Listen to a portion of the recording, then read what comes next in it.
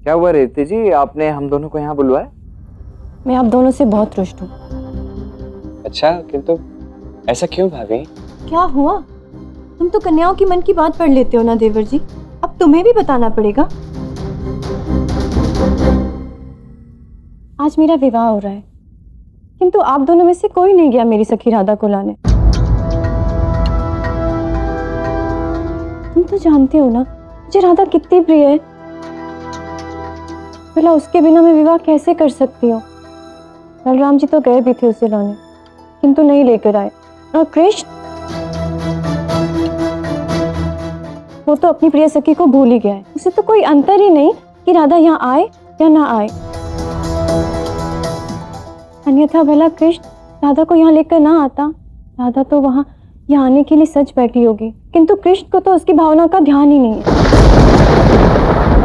कान्हा को राधा की भावनाओं की सबसे अधिक चिंता है, किंतु वो उसे यहाँ चाह कर भी नहीं ला सकता।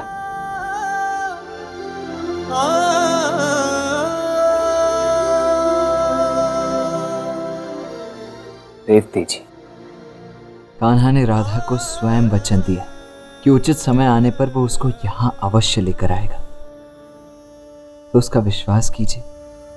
यदि उसने ऐसा कहा है तो ऐसा वो अवश्य करेगा।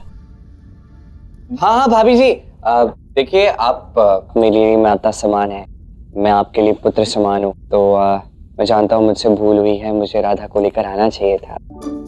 इस बार क्षमा कर दीजिए ना मुझे क्षमा कर, ठीक है, क्षमा मत कीजिए। मुझे क्यों क्षमा करना, मुझे क्षमा नहीं चाहिए। मुझे थप्पड़ लगा के दो तीन, ये लो, खींच के मारो, ठीक है, इधर मारो, मारो खींच के, ठीक है। नहीं, आज आपका विवाह है, आप कष्ट मत कीजिए, मैं स्वयं को थप्पड़ लगाता हूँ। नहीं, ये सच, ये नहीं, ये बस ऐसे ही अपने मन की बातें मनवा लेते हो तुम। बड़ा ही दुष्ट देवर है मेरा।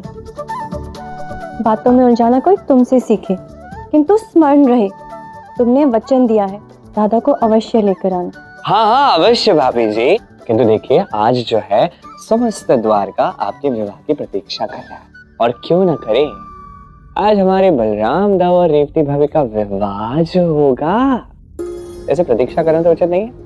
चलिए।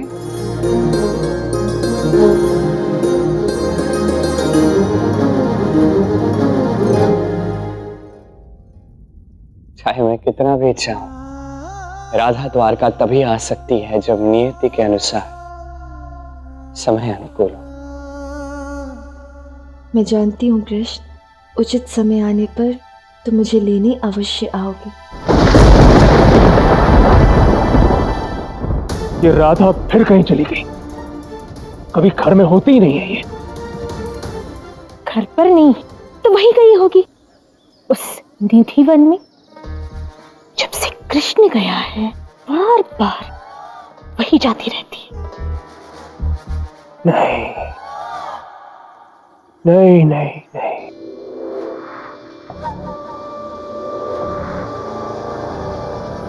वो राधा मूर्ख नहीं है, उसका इस प्रकार बार बार निधि वन में जाना कोई संयोग नहीं है।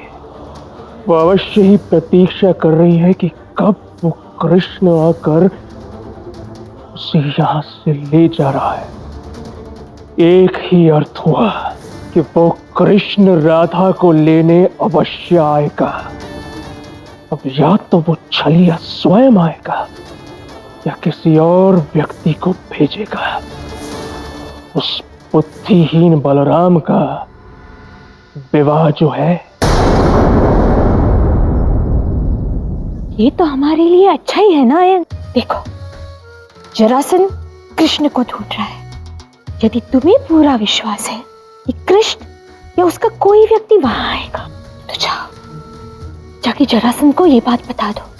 फिर कृष्ण आए या उसका कोई व्यक्ति, जरासंध का काम तो हो ही जाएगा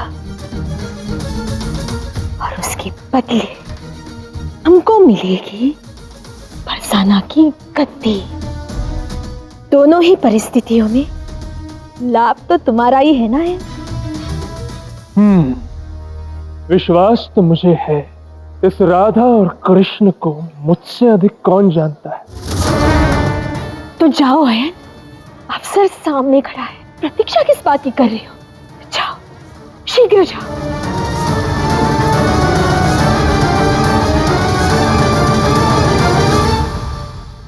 समस्त भारतवर्ष के गुप्तचर व्यर्थ है। एक साधारण के ग्वाले का, उस रणछोड़ कृष्ण का पता नहीं लगा सकते। वो अकेला नहीं है, उसके साथ मथुरा की प्रजा भी है। इतने सारे लोग लुप्त कहां हो गए? कदाचित उन्हें धरती निकल गई या आकाश खा गया है। सत्य कहूं तो ऐसी विचित्र घटना ना मैंने आज तक देखी ना सुनी। सारे गुप्तचर कहते हैं कि वो कृष्ण इस पृथ्वी पर है ही नहीं। तो क्या कृष्ण को स्वयं समुद्र ने शरण दी है? महाराज की जय हो। महाराज, एक ग्वाला आया है, कहता है कि कृष्ण के बरसाना से आया है और वो जानता है कि कृष्ण कहाँ है। हमारे सारे गुप्तचर विभाग को नहीं पता और बरसाना के एक ग्वाले को पता है। ग्वाला नहीं हूं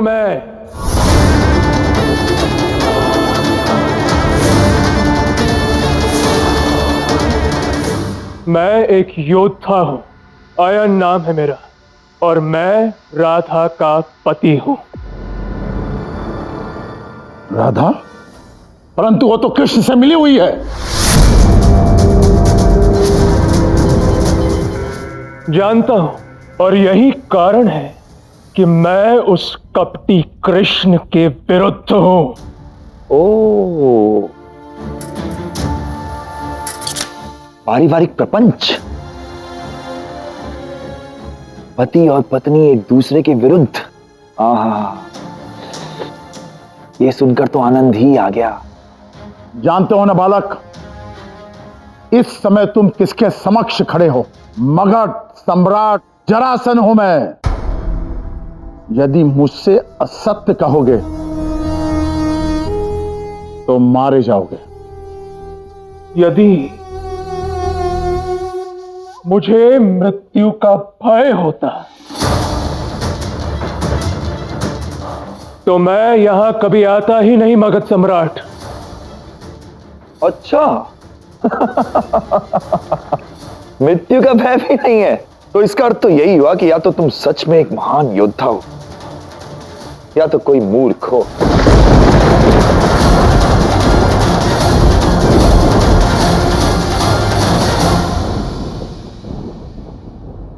वो भी शीघ्र ही समझ आ जाएगा।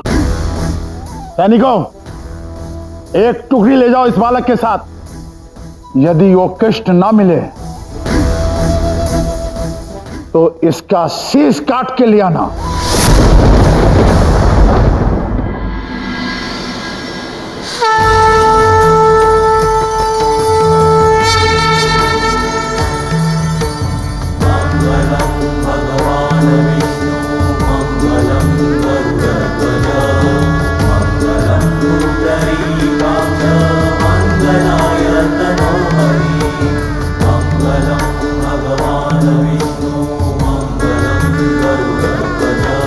वरमाला के लिए खड़े हो जाइए।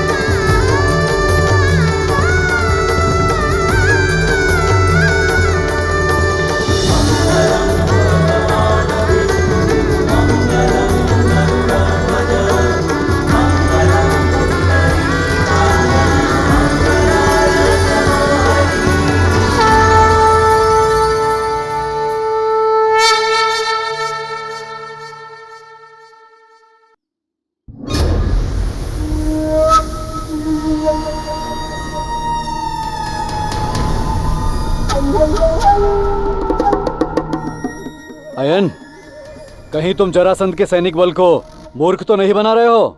अब तक तो बलराम का विवाह भी हो चुका होगा और राधा को लेने भी कोई नहीं आया।